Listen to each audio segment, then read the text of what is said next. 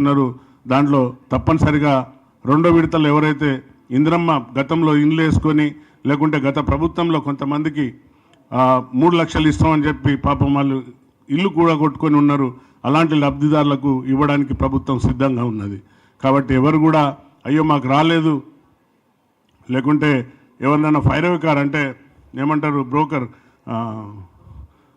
ఏమంటారు తెలుగులో మీడియా, అదే ఏమంటారు దళారులను నమ్మద్దమ్మా.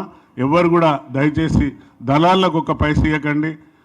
దయచేసి ఇప్పుడు కూడా నేను చెప్తున్నాను, మళ్ళీ వేదిక మీదకి వెళ్ళి ఎక్కడున్నా వేదిక మీదకి వెళ్ళి చెప్తున్నాను. మా నాయకులకు అందరికి కూడా నేను రిక్వెస్ట్ చేసిన, వీలైతే 10 రూపాయలు మనం ఖర్చు పెట్టి అమ్మలకు చెల్లెళ్ళమ్మకు మనం సాయం చేద్దాం తప్ప వారి నుండి ఒక 10 రూపాయలు కూడా ఆశించద్దని చెప్తున్నా. కాబట్టి ఎవరు కూడా ఒక పైస ఇవ్వద్దమ్మా దయచేసి. ఇస్తే డైలీవర్ ఎమ్మెల్యే కూడా అని పెట్టినా దానికి కూడా కాల్ చేయమని చెప్పినాను. ఎవరైతే డబ్బులు తీసుకొని ఏమన్నా ఇండ్లు ఇస్తే తప్పనిసరిగా వాళ్ళను శ్రీకృష్ణ జన్మస్థానానికి పంపిస్తానని ప్రామిస్ చేసినా, తప్పనిసరిగా అలాంటి వాడు ఎవడన్నా దొరికితే మాత్రం ఎంత పెద్దవాడినైనా ఎంతైనా ఇచ్చిపెట్టాను, వాళ్ళని పంపిస్తాను. కాబట్టి దయచేసి మీరు ఎవరు కూడా ఇండ్లు వచ్చినాయి కాబట్టి మీ కష్టపడ్డ కళలు ఈరోజు సాకారం కాబోతున్నాయి. కాబట్టి మీరు మళ్ళీ దీనికి మూడాలో లేక ఇంకేమున్నాయి కాదు, మనం పుట్టినరోజే మంచి రోజు, మనం అమ్మ తల్లి గర్భంలోకి వెళ్ళి పుట్టినరోజే మంచి రోజు అనుకొని మీరందరూ కూడా ముగ్గులు వేసుకోండి అమ్మా. ఇప్పుడు మన అడిషనల్ కలెక్టర్ గారు చెప్పినట్టుగా బేస్మెంట్ కట్టి అందులో మట్టి నింపేసినాక ఆటోమేటిక్గా అది క్యాప్చర్ చేసి మీకు ₹1,00,000 అకౌంట్లో, మీ అకౌంట్లన్నీ కూడా సరిచూసుకోండి. ఒకసారి మా నాయకులను అందరినీ రిక్వెస్ట్ చేస్తున్నా, అలాగే ఇంద్రమ్మ కమిటీ సభ్యులందరినీ కూడా రిక్వెస్ట్ చేస్తున్నా. ఎవరైతే పాపం ఒకవేళ అకౌంట్లు తెరవకుండా లేకుంటే అకౌంట్లో ఏమన్నా డెడ్ అయి ఉన్న వాటిని కూడా మీరు పరిశీలించి వారికి సహాయపడి వారి అకౌంట్లను ఆధార్ కార్డు లింకును కరెక్ట్ చేసి ఆ బ్యాంకులతో మాట్లాడండి. ఏమన్నా మాట సాయం కావాల్స్తే నేను కూడా తప్పనిసరిగా మాట సాయం చేసేదానికి సిద్ధంగా ఉన్నా.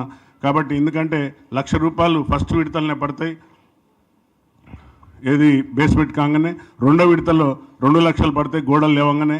తర్వాత మూడో విడతలో 2 లక్షలు స్లాబ్ వేయంగానే పడతాయి.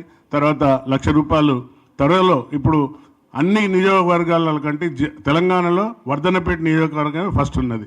అందులో పైలట్ ప్రాజెక్ట్ కింద ఇచ్చిన లేబర్ తోళ్ళు ఇప్పటికీ స్లాబ్ వరకు వచ్చేసిండ్రమ్మ, అందరు స్లాబ్లు వేసుకున్నారు. సీఎం గారు కూడా చాలా సంతోషపడ్డారు.